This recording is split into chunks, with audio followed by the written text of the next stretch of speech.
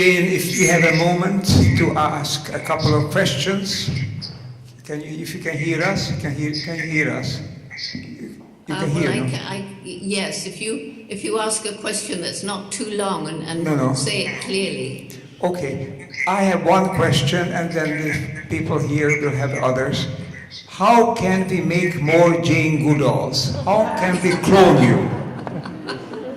Well, you know, science is busy cloning creatures all the time. There's a cloned sheep and cloned trees, so I suppose you could clone me if you want to.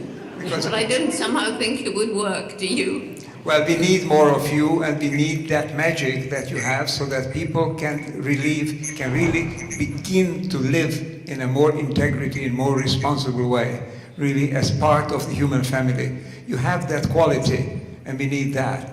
Do you have any advice that you can give us how to influence people so they become your children, like the Roots and Shoots family? How can be more children like that in the world? Oh, well, I'd love all of you to join our Roots and Shoots family. We have lots of adults and even old people now, part of our family. But you know, Irvin, people ask me all the time, you know, how do you change like a CEO at the head of a big oil company, for example? The only way I know how to change people is, as I said, to get into the heart with stories, to make them, you know, I've had them crying.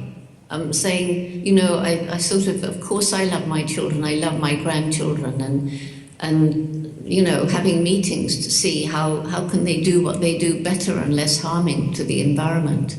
But I don't know what I do. I just am me. I guess I was given gifts, and I try to use them, but I don't think it's any, you know, it's my genes, my mother, my upbringing, and I suppose caring about people, caring about the environment. It's probably all about love, isn't it? I think you're right, absolutely. Thank you so much, Jane. I can hear you, I could see you. I'm glad that you at least could see me. If there are any more questions to Jane Goodall. Everyone is speechless. Because it was so fantastic and it was so full. Well, I'm really looking forward to hearing the results of your deliberations. I really wish I could be actually with you. But, you know, here I am in Atlanta, looking out into a landscape of thick fog. And, you know, what I said earlier about climate change, you know, last night I had this vivid dream. I was at a place in England, which I know very well, and it's December, but I was looking up and the sky was this glorious blue. It was beautiful. And all I could think of in the dream was, I love this, it's beautiful, but it shouldn't be, because it's December. Well, thank you very much. Yes, you have a question here. Hello, Jane. It's Michael Tobias. How are you? Oh, hi, Michael. It's wonderful to see you.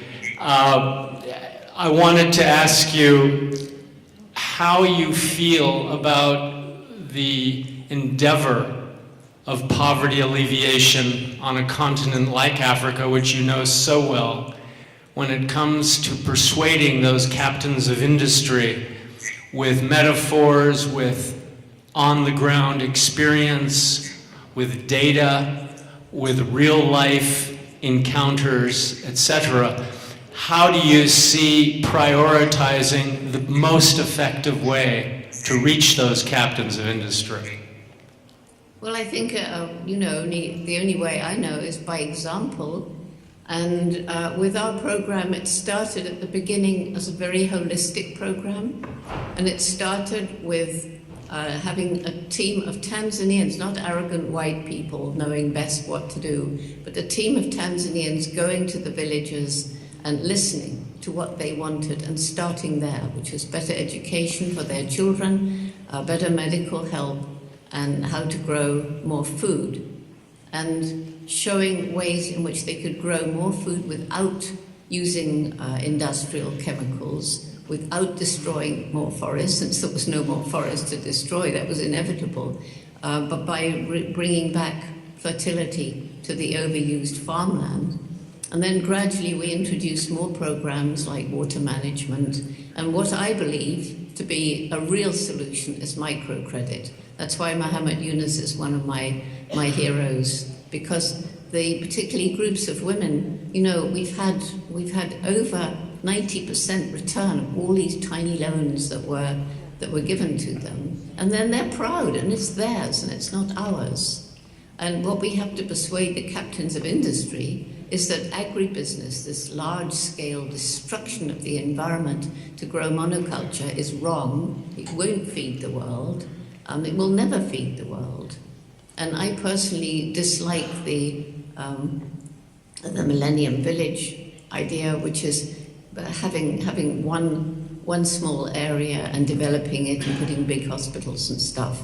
And so everybody from the surrounding country will kind of gravitate there, and hundreds of people will still be left in poverty. And knowing human nature, the people in the Millennium Village will start getting rich and corrupt, because sadly that's how it goes.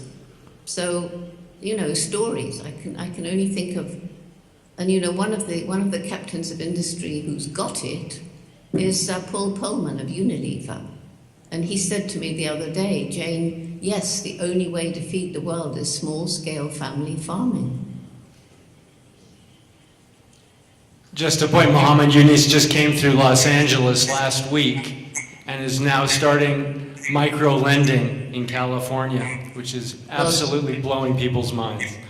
Good for him, and I wish he'd come and started on some of the Native American reservations and the Aboriginal communities, because they are desperate. And to have in the United States communities where people are killing themselves every single week in these reservations because they have no hope, nobody cares about them, they're all written off as drunken, addicted people, and of course they are, because nobody's helping them.